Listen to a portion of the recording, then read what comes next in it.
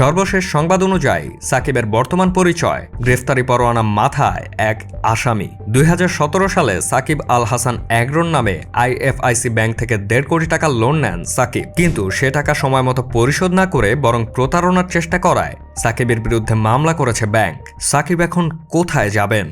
একটা প্রবাদ আছে, অভাগা যেদিকে চায় সাগর শুকায় যায়। সাকিব আল হাসানের ক্ষেত্রে দুর্ভাগ্য বিধাতা প্রদত্ত নাকি সাকিব নিজে আপ্যায়ন করে ডেকে এনেছেন, সে ব্যাপারে তর্ক বিতর্ক থাকতেই পারে। ঘটনার শুরুটা গত বছর সংসদ নির্বাচনের সময় থেকে। প্রথমবারের মতো সংসদ সদস্য হিসেবে মনোনীত হন সাকিব।